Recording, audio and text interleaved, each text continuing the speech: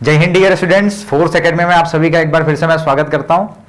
बच्चों, जो समय जो चल रहा है वो काफी बच्चों के लिए कश्मकश भरा चल रहा है। इस समय के अंदर एनडीए की तैयारी किस तरीके से की जाए, यही सवाल आपके मन में चल रहा होगा कि काफी कम समय बचा हुआ है। 3 महीने का टाइम आपके पास है, सिर्फ 90 डेज आपके लिए बचे हैं और इन 90 डेज के अंदर आपको अगर एनडीए क्रैक करना है तो आपको मुझे कुछ देर के लिए ध्यान से सुनना होगा। बच्चों, सबसे मेन बात यह है कि एनडीए का पेपर आप तभी निकाल पाएंगे जब आपका मैथ्स बहुत अच्छा होगा। सबसे पहला इसका जो पेपर है, सबसे पहला जो पड़ाव है वो है इसका मैथमेटिक्स। अगर आप मैथमेटिक्स का पेपर बहुत अच्छे से दे देते हैं, फुल कॉन्फिडेंस के साथ दे देते हैं, तो अगला जो आपका जीएटी वाला पार्ट है आप उसमें भी कॉन्फिडेंट रहते हैं और उसके बाद बड़ी पॉजिटिव एनर्जी के साथ वो पेपर बच्चा देता है।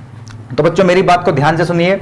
आज मैं आपको पूरे पेपर के एनालिसिस के बारे में बताने जा रहा हूं कि ओवरऑल हमारे पास 120 क्वेश्चंस मैथ्स में जो आते हैं, उन 120 क्वेश्चंस में से कुछ ऐसे टॉपिक्स हैं जिनमें से 60% सिलेबस आता है। 60% सिलेबस में से वो क्वेश्चंस आते हैं बच्चों। तो आपको इस बात का ध्यान रखना है कि इन टॉपिक्स पे सबसे ज्यादा कमांड करनी है और अगर आपने अपने इन सारे टॉपिक्स को अच्छे से निखार लिया तो आप ये मान के चलें कि आपका मैथ्स ऑटोमेटिकली सुधर जाएगा। वो जो दूसरा पार्ट है उसमें भी आपको परेशानी आने वाली नहीं है।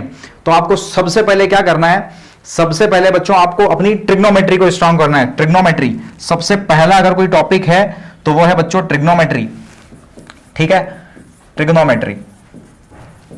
इस टॉपिक की अगर बात करें तो पिछले साल के पेपर में इससे 17 क्वेश्चन के आसपास क्वेश्चन आए थे बच्चों। लगभग आंकड़ा बता रहा हूं मैं आपको, 17 क्वेश्चन इससे आए थे और दूसरे टॉपिकों में अगर ये घुस रही होती है तो 3-4 क्वेश्चन वहां के मिला लो, 20 क्वेश्चन यहां से आने वाले हैं बच्चों। सबसे पहले अगर कोई बच्चा बच्चों 50 क्वेश्चन करेक्ट कर जाता है, 50 क्वेश्चन करेक्ट कर जाता है और तो ये माने कि उसका सिलेक्शन एनडीए में पक्का हो जाता है, उसका कट ऑफ जो है वो किसी भी हाल में क्लियर हो जाता है। मैथ्स की तरफ से उसे निश्चिंत हो जाता है, उसे बस अपना जीएटी निकालना होता है। और एक बहुत ही बड़ा 17 क्वेश्चन का वेटेज लेकर के अकेली ट्रिग्नोमेट्री होती है बच्चों पेपर में। दूसरे टॉपिक की अगर अपन चर्चा करें तो दूसरा टॉपिक है बच्चों application of derivative, AOD, application of derivative.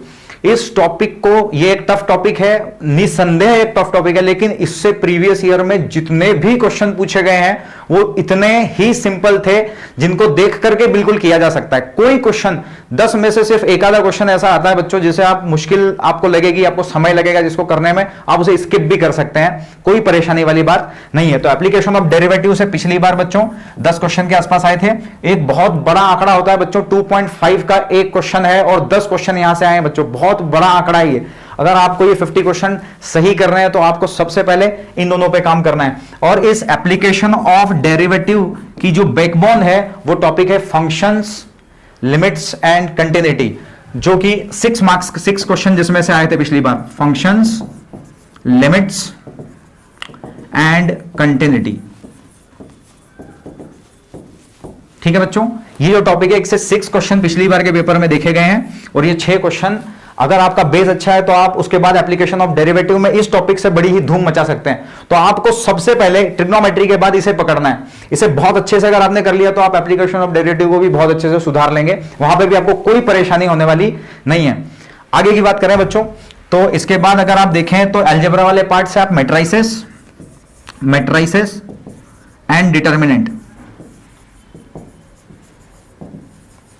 इन दोनों टॉपिक्स को बहुत अच्छे से तैयार करें। इससे आपके पास 7 क्वेश्चन आने वाले हैं, 7 to 8 क्वेश्चंस यहां से आने वाले हैं। आप ये जानते हैं बच्चों, मैट्रिसेस में वो कोई बड़ा मल्टीप्लिकेशन आपसे नहीं पूछता, मैट्रिक्स के अलजेब्रा से रिलेटेड छोटी छोटी चीजें पूछी जाती हैं जिसमें आपसे ऑर्डर का क्वेश्चन आता है, रैंक का क्वेश्चन आता है, बिल्कुल सिंपल सी चीजें एनडीए पूछने वाला है होता है। वो कंसेप्ट पे वार करेगा, आपको बस चीजें सीखनी अच्छे से है, हर चीज को ग्राफ पे लेकर के चलना है और बिल्कुल आपके दिमाग में उसका इमेजिनेशन होगी कैसे आपको चीजें आपके अंदर जा रही हो। आपको लर्निंग आपकी अच्छी रखनी है। ऐसा नहीं है कि आपने प्रीवियस ईयर के क्वेश्चन जो है उठा करके कर लिया और अब आपका सिलेक्शन हो जाएगा पक्का, ये बिल्कुल भी होने वाला नहीं है।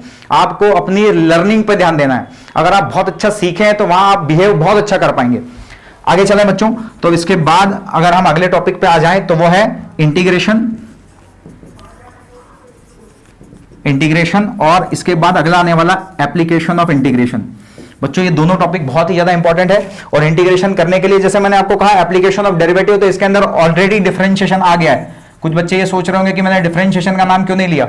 एप्लीकेशन ऑफ डेरिवेटिव में डिफरेंशिएशन आ चुका है, डिफरेंशिएशन सिर्फ यूज होता है एप्लीकेशन ऑफ डेरिवेटिव में, वो आपसे स्पेसिफिक डिफरेंशिएशन का कोई सिंपल क्वेश्चन पूछने वाला नहीं है। एप्लीकेशन ऑफ डेरिवेटिव में आपकी डिफरेंशिएबिलिटी को चेक कर लेगा, वो बहुत अच्छे से चेक कर लेगा। उसके बाद इंटीग्रेशन पे काम कर रहे हैं। उसके बाद बच्चों 7वें नंबर पे अगर मैं बात करूं तो आपके पास है प्रोबेबिलिटी और स्टेटिस्टिक्स और प्रोबेबिलिटी। ये दोनों टॉपिक बच्चों पिछले साल के पेपर में इनका कम वेटेज देखा गया है, लेकिन एनडीए के इतिहास की अगर हम बात करें तो 10 से कम क्वेश्चन पहले कभी नहीं आए हैं। पिछली बार थोड़े कम क्वेश्चन थे 6 से 7, लेकिन 10 एक बड़ा आंकड़ा है बच्चों, इसे आप छोड़ करके नहीं जा सकते।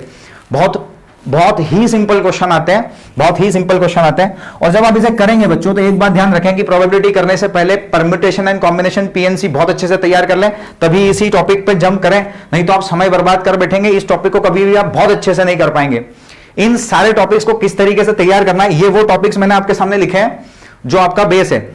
इसे तो आपको बहुत अच्छे से करना ही है। इतने से पेपर निकल जाएगा क्या, इस बात की गारंटी तो कोई नहीं ले सकता, लेकिन मैं आपको इतना जरूर कहूंगा कि अगर आपने बहुत अच्छे से इन्हें कर लिया तो उस पेपर में आप काफी हद तक सफल हो जाओगे।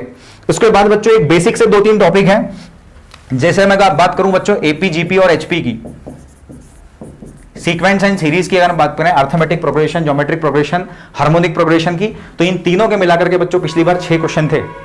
और सीक्वेंस वाले जितने भी क्वेश्चन हैं वो पेपर में जरूर आते हैं, जिनमें एक लंबी सी सीक्वेंस होती है। एक एनडीए का फॉर्मेट है कि क्वेश्चन को में दिखावा ज्यादा हो और उसके अंदर जो कंटेंट है वो बहुत ही सिंपल सा होता है। तो इसमें 6 क्वेश्चन आने के चांसेस होते हैं बच्चों, 6 से 7 क्वेश्चन। उसके बाद जो रेस्ट ऑफ कोर्स है उस पर आप अगर बहुत ज्यादा लोड नहीं लेंगे, आपको छोड़ना कुछ भी नहीं है, इस बात का ध्यान रखें। आप सब चीजों का बेस पढ़ें, लेकिन इन्हें सबसे पहले बहुत अच्छे से तैयार करें, इन 8 चीजों को।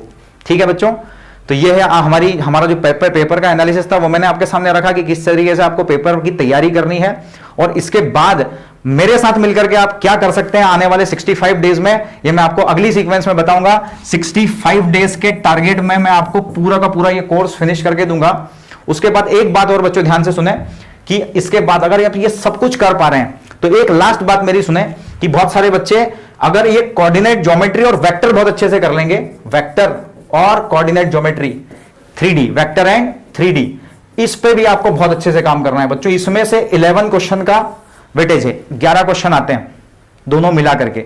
ठीक है बच्चों, तो अब आपको अगर 60 क्वेश्चंस ओवरऑल सही करने हैं, 60 क्वेश्चंस ओवरऑल सही करने हैं, आप 50 का जो आंकड़ा मैंने आपके सामने लिखा कि यार भैया 50 में आपका काम हो जाएगा, नहीं, 50 में आपका काम हो जाएगा। अगर आप 50 टारगेट लेकर के चलेंगे तो आप 50 तक कभी नहीं पहुंच पाएंगे। आपको कम से कम 70 से 80 का टारगेट लेकर के चलना है और 60 क्वेश्चन सही करना है पेपर में। ठीक है बच्चों, तो ये थी हमारी पेपर के एनालिसिस, जिसके अंदर आपको इस बात का खास तौर पे ध्यान रखना है कि तैयारी कैसे करनी है। 65 डेज के जो कोर्स मैं आपको ऑनलाइन करवाने वाला हूं, उस कोर्स में आपको पूरा का पूरा ये जो भी वेटेज वाला पार्ट है ये मैं बहुत अच्छे से क्लियर करवाऊंगा। इस पार्ट के अंदर आपको कोई परेशानी नहीं होगी। बहुत सारे बच्चे सेट्स, रिलेशन एंड फंक्शन से घबराते हैं, तो उसे मैंने यहाँ पे शामिल नहीं किया है। मैंने उसमें से सिर्फ एक चीज यहाँ पे शामिल की है, फंक्शंस, जो कि रियल फंक्शन मैं आपको सिखाऊंगा, तो आपका सेट यहां पे मैं कवर अप करवा दूंगा। तो आप ये समझें कि ओवरऑल सेट, रिलेशन, फंक्शन भी इसके अंदर आपका हो जाने वाला है, इतने पार्ट के अंदर जो मैं आपके सामने रखने वाला हूं। और यहां से पेपर को आसानी से निकाला जा सकता है बच्चों।